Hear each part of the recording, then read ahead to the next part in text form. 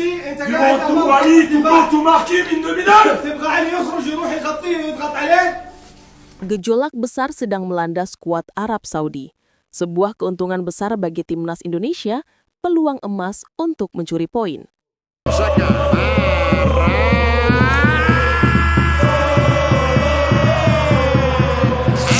Menjelang laga panas kontra Indonesia, pelatih Arab Saudi Hervé Renard justru dihujani kritik pedas dari legenda dan fans sendiri.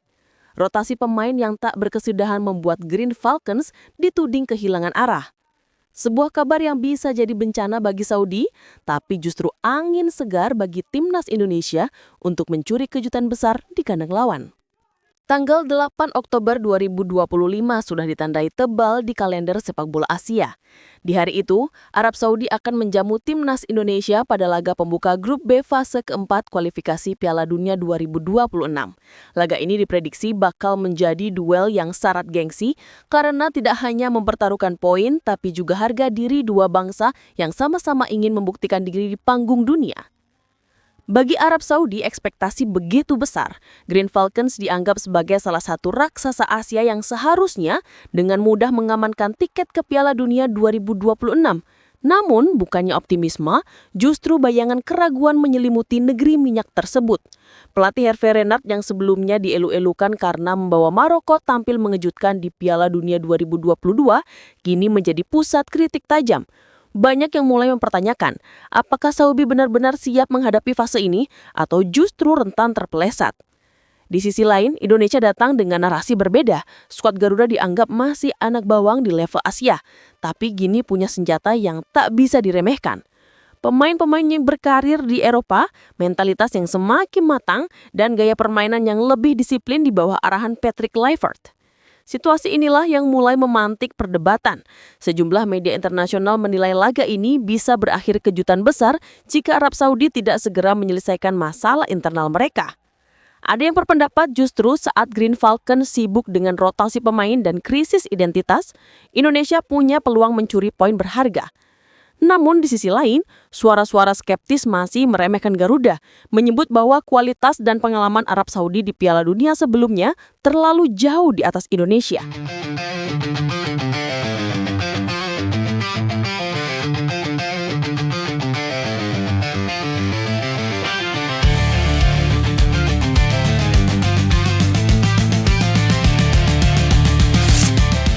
Satu kritik paling keras datang dari mantan gelandang legenda Green Falcons, Fahad Al-Harifi. Dengan gamblang, ia menuding Renard tak memiliki gagasan yang jelas dalam membangun tim. Buktinya, sepanjang perjalanan kualifikasi, sebanyak 56 pemain sudah dipanggil. Angka yang fantastis sekaligus menunjukkan betapa Renard masih terus meraba-raba siapa yang pantas jadi tulang punggung Green Falcons. Saya berharap timnas Saudi bisa mengamankan tiket langsung ke Piala Dunia 2026 tanpa menunggu playoff. Tetapi saat ini saya tidak optimistis, karena Renard tidak punya gagasan yang jelas. Tegas Al-Harifi, dilansir dari Al-Arabi. Lebih jauh lagi, Al-Harifi mempertanyakan konsistensi Renard. Bukankah sang pelatih sudah bertahun-tahun bekerja di Arab Saudi, mengenal liga domestik, mengetahui kualitas para bintang lokal, bahkan memahami kultur sepak bola di negeri itu? Lalu, mengapa ia masih terus mengubah-ubah komposisi seolah tidak percaya dengan para pemain yang ada? Inilah yang kemudian menimbulkan perdebatan panas di kalangan pengamat. Ada yang menilai Renard adalah perfeksionis, ingin mencari kombinasi terbaik hingga rela melakukan rotasi besar-besaran. Tapi tak sedikit juga yang berpendapat, rotasi yang berlebihan justru menghancurkan chemistry tim. Bagaimana mungkin sebuah tim bisa punya identitas jelas jika setiap pertandingan datang dengan wajah berbeda? Dan di titik inilah nama timnas Indonesia ikut diseret ke dalam diskusi. Banyak yang menyebut inilah celah yang bisa dimanfaatkan skuad Garuda. Berbeda dengan Saudi yang inkonsisten, Indonesia justru sedang dalam fase membangun pondasi solid. Patrick Kluivert relatif lebih konsisten mempercayai wajah-wajah yang sama. Dari lini belakang yang diperkuat Jai Izzas, hingga lini tengah yang mulai stabil bersama Tom Hey dan Joy Pelupessy.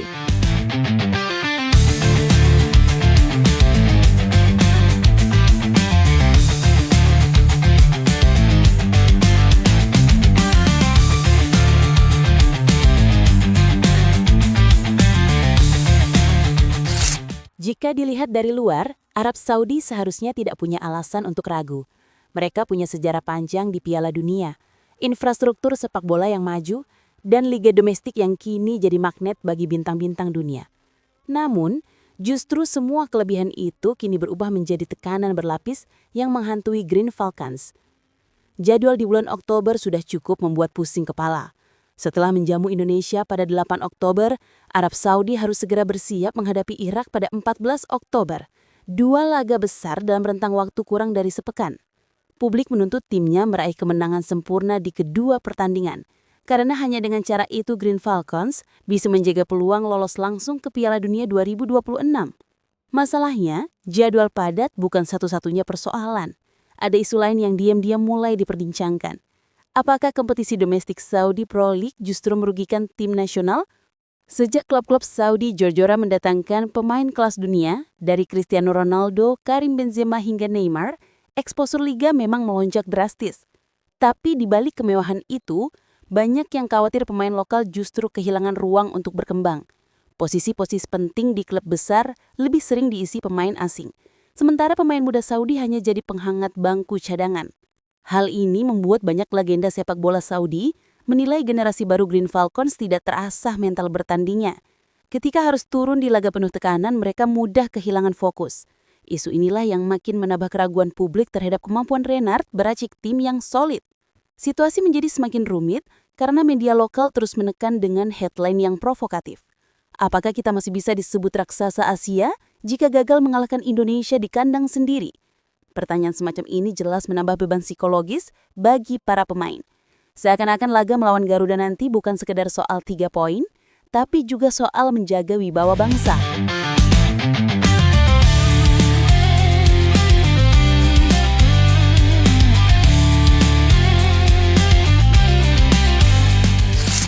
Dengan tekanan berlapis dari jadwal, ekspektasi, dan problem domestik, Arab Saudi kini berada di persimpangan.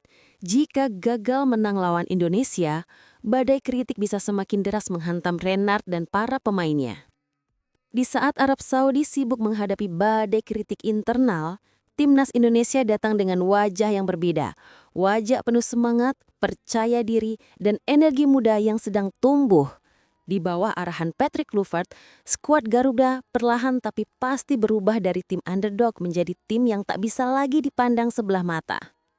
Nama-nama baru seperti Miliano Jonathan, Adrian Wibowo, dan Mauro Zylstra memberi warna baru dalam permainan Indonesia.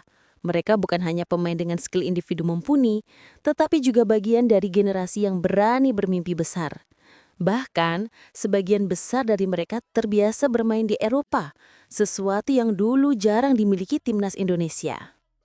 Perbedaan mencolok terlihat jelas jika dibandingkan dengan kondisi Arab Saudi saat ini. Green Falcons tengah diterpa isu rotasi berlebihan, kelelahan jadwal, dan tekanan media lokal yang begitu keras. Sementara Indonesia justru lebih konsisten dalam membangun fondasi tim.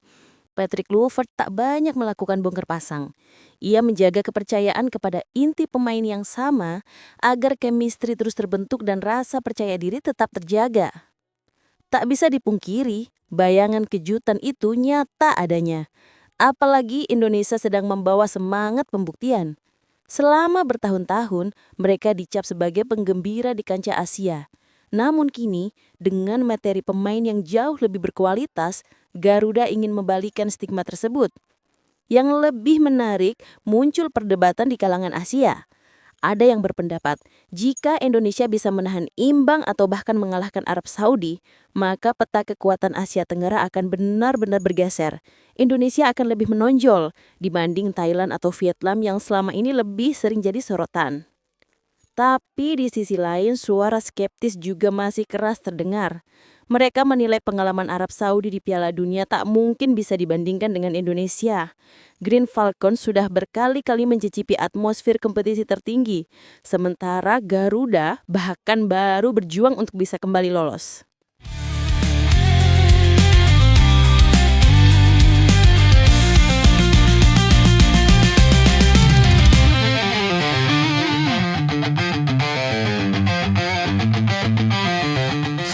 Oktober 2025 akan menjadi bulan yang paling menegangkan bagi 3 tim di grup B. Arab Saudi, Indonesia, dan Irak. Dalam waktu kurang dari 2 pekan, ketiganya harus saling jegal, saling menguji, dan saling melukai mimpi satu sama lain. Arab Saudi, dengan segala kelebihan dan tekanan internal, tentu mengincar start sempurna melawan Indonesia. Mereka paham, terpeleset sekali saja bisa menjadi awal bencana.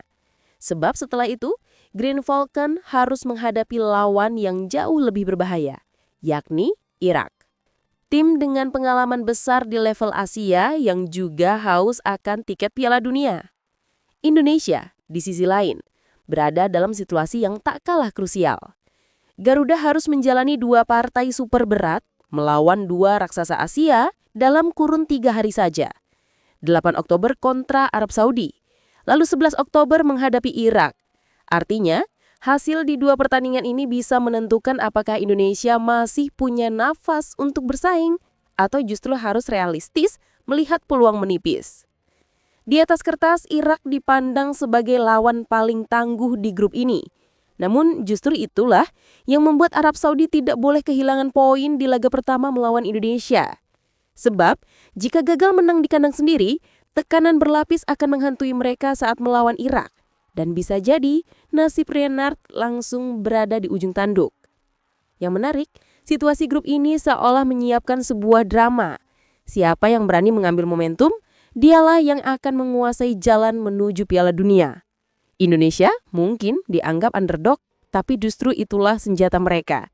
Tanpa beban berlebihan, Garuda bisa bermain lepas, sementara Saudi dan Irak harus menanggung ekspektasi publik yang begitu tinggi. Lalu, pertanyaan terakhir yang menggantung di benak jutaan pasang mata. Apakah Indonesia mampu memanfaatkan semua kegaduhan yang sedang melanda timnas Arab Saudi?